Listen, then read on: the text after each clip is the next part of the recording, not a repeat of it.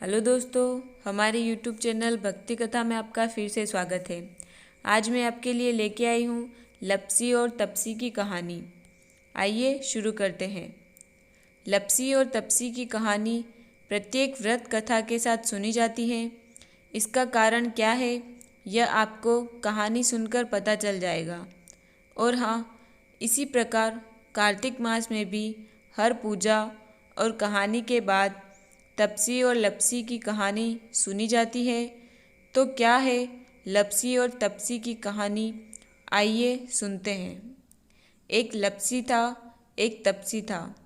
तप्सी हमेशा भगवान की तपस्या में लीन रहता था।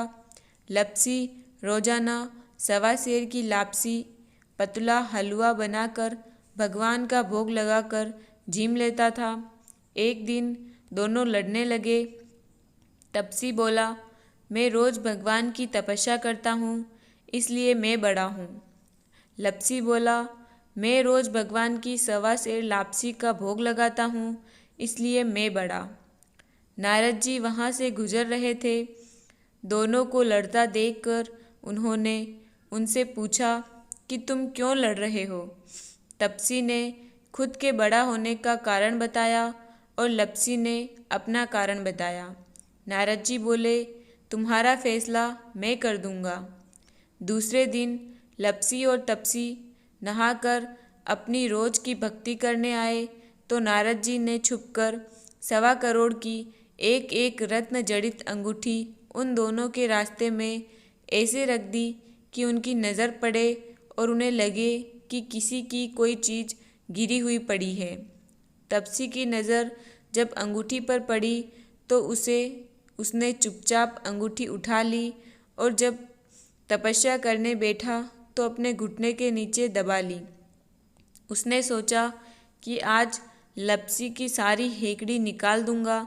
काफ़ी कीमती दिखती है, इसे बेचने से खूब धन मिलेगा, जिससे यज्ञ करूंगा और अपने आप ही बड़ा बन जाऊंगा। लप्सी की नज़र अंगूठी पर पड़ी, लेकिन उसने ध्यान नहीं दिया और भगवान को भोग लगाकर लापसी खाने लगा। लापसी ने भी रत्न जड़ित अंगूठी देखी थी, परंतु उसने विचार किया कि यह मेरे किस काम की, इसे पास रखूंगा तो कोई आकर गर्दन काट देगा और ले जाएगा। ऐसा विचार करके उसने अंगूठी को अनदेखा कर दिया। जब नारद जी सामने आए तो दोनों ने पूछा कि बताइए देवर्षि, हम दोनों में से कौन बड़ा है। तो नारद जी ने तप्सी से खड़ा होने को कहा और तप्सी से बोले कि तेरे घुटने के नीचे क्या है। वह खड़ा हुआ तो उसके घुटने के नीचे दबी अंगूठी दिखाई पड़ी। नारद जी तप्सी से बोले, इतनी तपस्या करने के बाद भी तेरी चोरी करने की आदत नहीं गई। तुझसे तो लप्सी ही बड़ा है और तुझे तुम्हारी तपस्या का कोई फल भी नहीं मिलेगा। तप्सी शर्मिंदा होकर माफ़ी मांगने लगा। उसने नारद जी से पूछा, फिर मुझे मेरी तपस्या का फल कैसे मिलेगा। नारद जी ने कहा, यदि कोई गाय और कुत्ते की रोटी नहीं बनाएगा तो फल तुझे मिलेगा।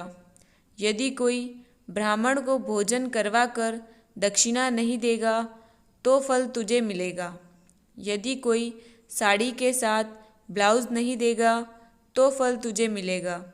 यदि कोई दिए से दिया जलाएगा तो फल तुझे मिलेगा।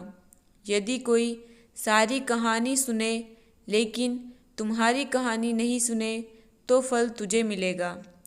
उसी दिन से हर व्रत कथा कहानी के साथ लप्सी तप्सी की कहानी भी सुनी और कही जाती है। इसी प्रकार कार्तिक मास में भी हर पूजा और कहानी के बाद लप्सी तप्सी की कहानी सुनी जाती है। जय श्री कृष्ण।